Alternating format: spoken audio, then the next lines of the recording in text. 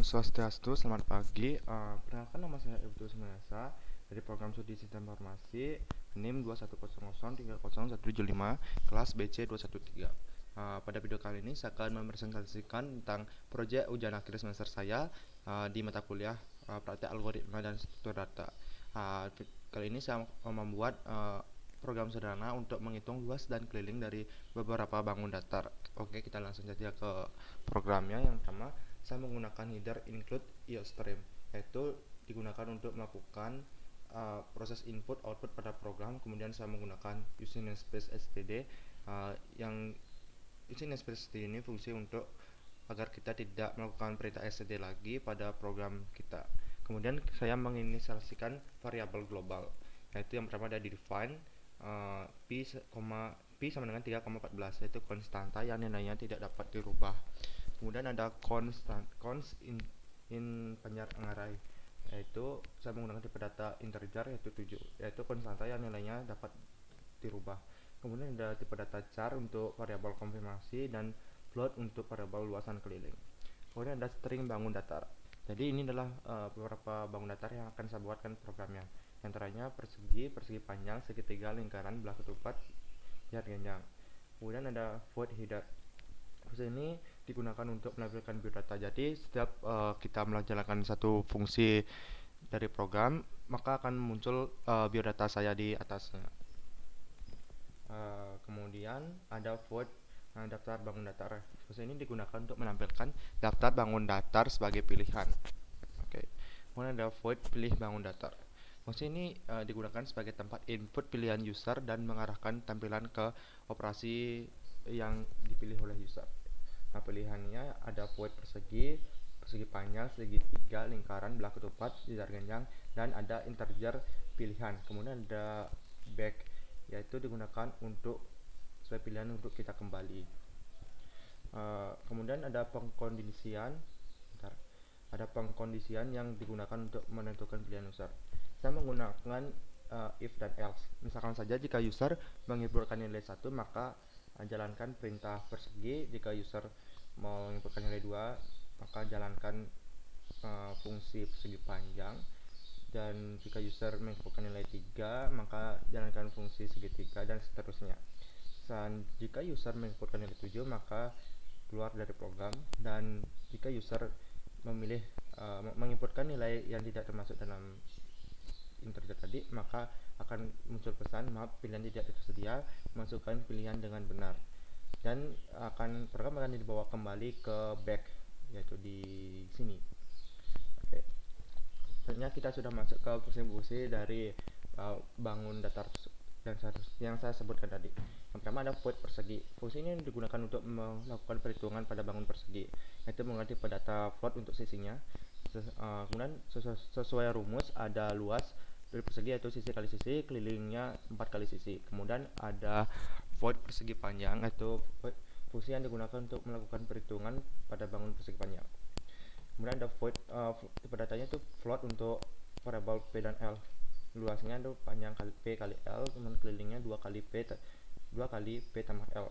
Ternyata ada void segitiga. Fungsi yang digunakan untuk melakukan perhitungan pada bangun segitiga. Menggunakan tipe data float untuk alas dan tingginya. Dan luasnya adalah 0,5 dikali a dikali t, dan kelilingnya adalah 3 dikali a. Selanjutnya ada void lingkaran. Fungsi yang digunakan untuk melakukan perhitungan pada bangun lingkaran itu menggunakan tipe data float untuk r, variabel r.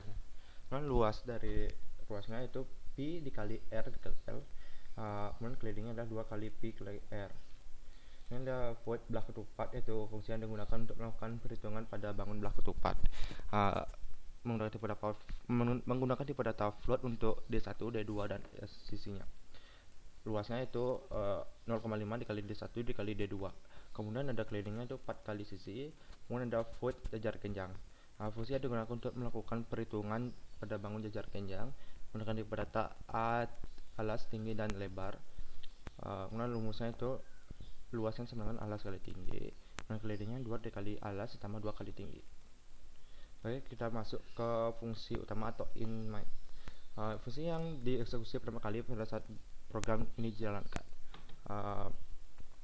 bertipe data integer,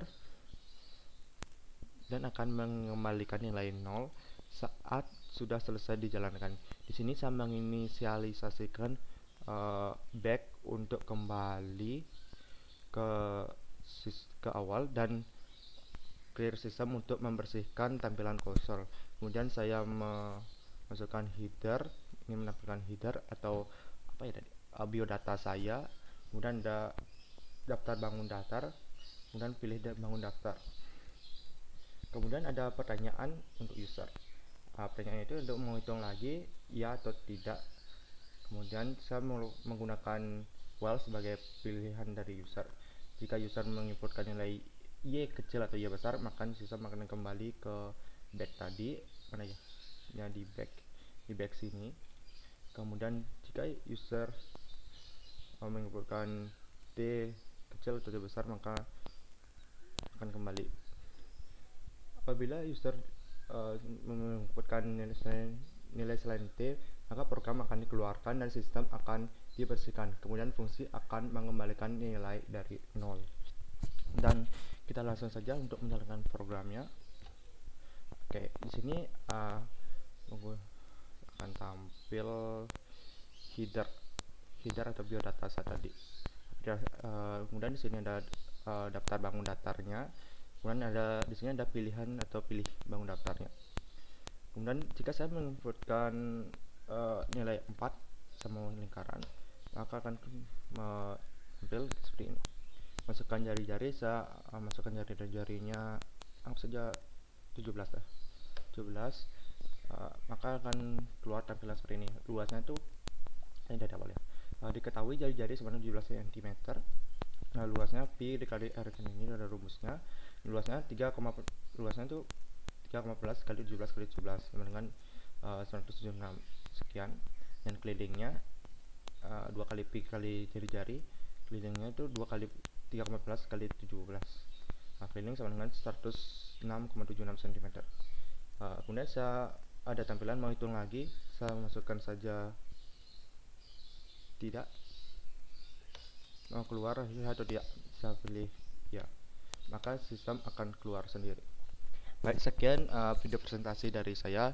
Jika ada kesalahan kata, saya mohon maaf, dan sekian dan terima kasih. Bye.